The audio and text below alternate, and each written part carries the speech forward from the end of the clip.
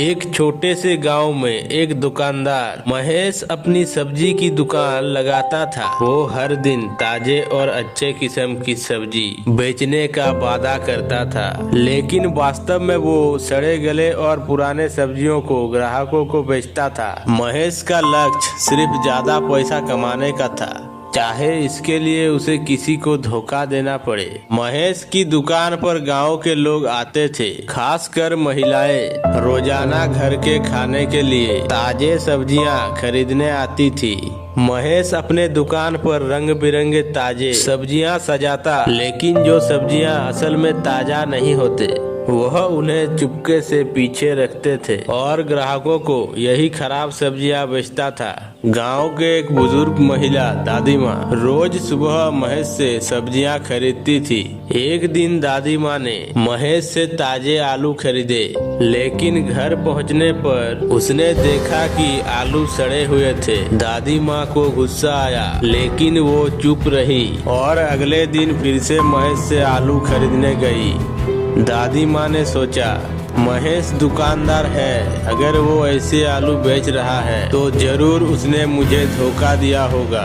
उसने अगली बार महेश से आलू के जगह किसी और सब्जी को खरीदने का सोचा, लेकिन इस बार भी वही हाल हुआ। उसकी खरीदी गई सब्जियां सड़ी हुई और बदबूदार थी।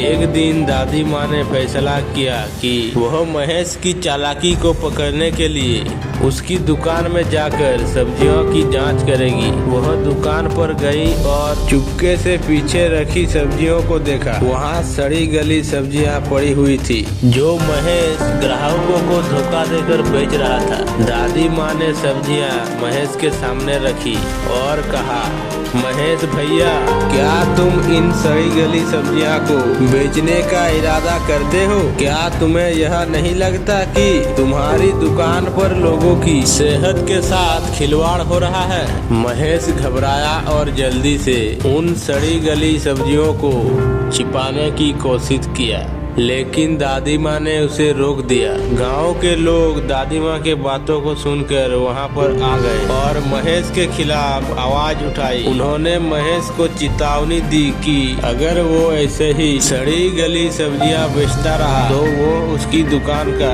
बहिष्कार करेंगे। गांव वालों ने एकजुट होकर महेश से मांग की कि वह अपनी दुकान से ताजे और साफ सुथरे सामान ही बेचे। महेश ने समझ लिया कि अगर उसने अपनी आदतें नहीं बदली तो उसे ही नुकसान होगा। उसने अपनी गलतियों को स्वीकार किया और वादा किया कि वह अब कभी भी सड़े गले और खराब चीजें नहीं बेचेगा। महेश ने अपनी तरीके बदले और अपनी दुकान पर ताजे और अच्छे सब्जियां बेचना शुरू किया। समय के साथ उसकी दुकान में लोगों का विश्वास बढ़ा और वो अपने व्यवसाय में सफल होने लगा। महेश को यह एहसास हुआ कि ईमानदारी से व्यापार करना ही सबसे बेहतर तरीका है, क्योंकि धोखाधड़ी से कभी भी सफलता नहीं मिल सकती।